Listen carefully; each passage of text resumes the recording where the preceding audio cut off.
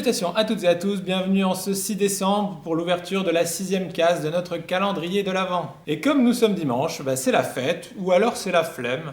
Dans un cas comme dans l'autre, on est sur du coup double puisque cette vidéo du calendrier de l'Avent fait écho à celle de la Confistoire qui sera mise en ligne tout à l'heure, puisqu'aujourd'hui, nous vous présentons un album sélectionné par Muriel, Maggie et la biche. Or, il se trouve que j'avais d'ores et déjà prévu de le lire. Donc, tant qu'à faire, autant se faire un dimanche spécial Maggie et la biche, puisque selon Muriel, c'est un texte tendre avec des illustrations tout en douceur. Autant dire que c'est parfait pour un dimanche. Bien évidemment, afin de ne pas spoiler, je ne vais pas vous en dire plus sur le contenu de cet album. Vous le découvrirez tout à l'heure. En revanche, grâce à Raphaël Beau, l'éditeur, puisque c'est Monsieur Chocolat Jeunesse, et que nous avons eu la chance de le faire venir dans nos locaux à plusieurs reprises, il a pu nous expliquer les coulisses de cet album, et notamment le travail d'illustration d'Annette Marna. Donc ce nom ne vous dit peut-être rien, mais en fait il y a de fortes chances pour que vous connaissiez un peu son travail, puisqu'elle a illustré de nombreux contes. Il faut savoir qu'elle a été très influencée par Marie Blair, qui était assistante de Walt Disney dans les années 60, raison pour laquelle elle a un style graphique plutôt rétro avec une ambiance années 60. Comme son style graphique s'y prête très bien, elle a illustré de nombreux contes pour la jeunesse, mais elle a également beaucoup travaillé dans le domaine de l'animation,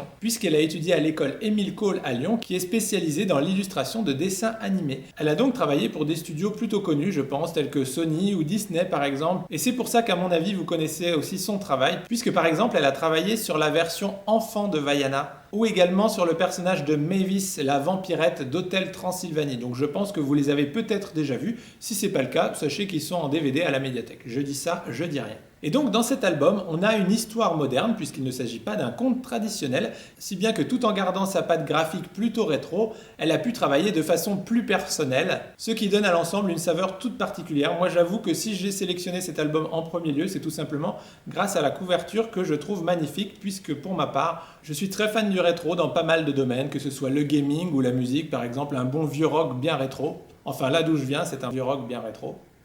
Est-ce que vous avez la référence ? Et donc forcément, ça m'a tout de suite parlé. L'histoire est vraiment très sympa et ça fait du bien, un peu de douceur dans ce monde de brut. Et du coup, c'est sublimé donc par les illustrations d'Annette Marna, qui confèrent un côté poétique et tout en douceur à l'ensemble. Donc je trouve ça plutôt chouette d'avoir un tel parti pris graphique, puisque forcément le style rétro ne plaira peut-être pas à tout le monde. Donc j'espère que ma présentation et ma lecture de tout à l'heure vous permettront de voir que Maggie et la biche est un album qui vaut le détour. Et donc voilà, sur ces bonnes paroles, on vous souhaite à toutes et à tous un excellent dimanche. Et on vous dit à tout à l'heure pour la Confistoire, et sinon à demain pour l'ouverture d'une nouvelle case. Salut!